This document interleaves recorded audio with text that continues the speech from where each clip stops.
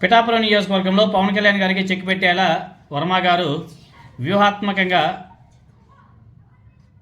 ఆయన ప్లాన్ కూడా చేస్తున్నట్టుగా కనిపిస్తున్నాడు. పిఠాపురంలో పవన్ కళ్యాణ్కి చెక్ పెట్టేందుకు వర్మ గారు వ్యూహం కూడా రచిస్తున్నాడని చెప్పేసి తెలుస్తుంది. పొత్తులో భాగంగా పవన్ కళ్యాణ్ విజయం కోసం పనిచేసిన కనీసం జనసేన పార్టీ వాళ్ళు విశ్వాసం కూడా చూపడం లేదని చెప్పేసి వర్మ గారు రగిలిపోతున్నాడు. ఆయనతో పాటు ఆయన కేడర్ అయితే ఇంకా అసలు రగిలిపోవడం అంటే మామూలు కూడా కాదు, రచ్చరచ్చే. తిరిగి తోడు మొన్న పిఠాపురంలో జనసేన పార్టీ ఆవిర్భావ సభలో నాగబాబు గారు మాట్లాడే మాటలకి ఆయన కామెంట్స్, ఇప్పుడు వర్మ గారు అభిమానులు కూడా నా సాబరిగా అట్లే పీకలు దాక్కున్నారు. ఇదే నేపథ్యంలో వర్మ గారు ప్రజల్లో కూడా విస్తృతంగా తిరగాలని చెప్పేసి నిర్ణయించుకున్నాడంట. సొంత నియోజకవర్గంలో పట్టు సాధించడం ద్వారా ప్రజలతో నేరుగా సంబంధం లేని పవన్ కళ్యాణ్కి చెక్ పెట్టాలని చెప్పేసి వర్మ గారు వ్యూహాత్మకంగా అడుగులు కూడా వేస్తున్నాడట. దానిలో భాగంగానే నియోజకవర్గంలోని కొమ్మరగిరిలో ఆయన పర్యటించడం, వైఎస్ఆర్ కాంగ్రెస్ పార్టీ హయాంలో కాకినాడ నియోజకవర్గ ప్రజలకు పిఠాపురంలో ఇంటి స్థలాలు ఇవ్వాలనేసి ఆనాడు భావిస్తే ఆ పట్టాలను కూడా రద్దు చేయాలని చెప్పేసి వర్మ గారు ఇప్పుడు ఒక సంచలన ప్రకటన కూడా చేశాడు. దానికి సంబంధించి కలెక్టర్ కూడా ఒక అర్జీ కూడా రాసిచ్చినట్టుగా తెలుస్తుంది. అదేవిధంగా తద్వారా వర్మ గారు పిఠాపురం నియోజకవర్గంలో సొంత ఇమేజ్ని పెంచుకునే ప్రయత్నాలు కూడా మొదలుపెట్టినట్టుగా కనిపిస్తున్నాడు. దానికి తోడు వర్మ గారికి చాప కింద నీరులా తెలుగుదేశం పార్టీ అధిష్టానం కూడా సహకరిస్తుందనే ప్రచారం కూడా కాకినాడ జిల్లా వ్యాప్తంగా నడుస్తుంది.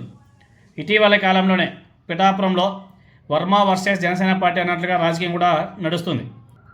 వర్మ అంటే జనసేన పార్టీ నాయకులు నిప్పులు చెరుగుతున్నారు.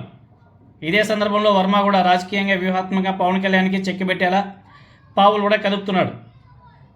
రానున్న రోజుల్లో ఎట్టి పరిస్థితుల్లోనూ జనసేన పార్టీకి మద్దతు ఇవ్వకూడదు, ఆ పార్టీకి వ్యతిరేకంగా ఏ రకంగా పోటీ చేసినా తనే గెలవాలని చెప్పేసి ముందు చూపుతూనే వర్మ గారు వ్యవహరిస్తున్నారనే చర్చ కూడా గట్టిగా నడుస్తుంది.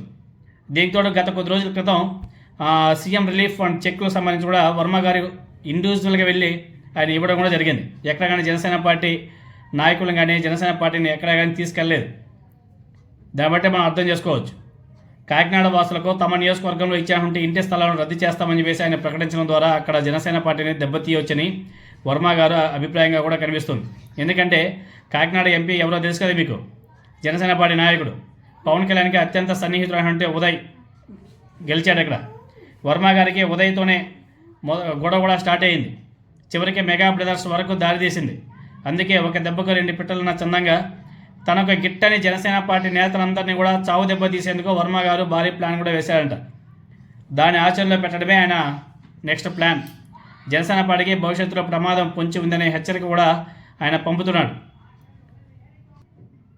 మా వర్మ గారు చెప్పడం వల్లే మేము పవన్ కళ్యాణ్కి ఓట్లేసి గెలిపించాం, ఇప్పుడు మా మీదనే మీరు పెత్తనం చూపిస్తారని చెప్పేసి వాళ్ళంతా కూడా గట్టిగా వేసేసుకుంటున్నారు.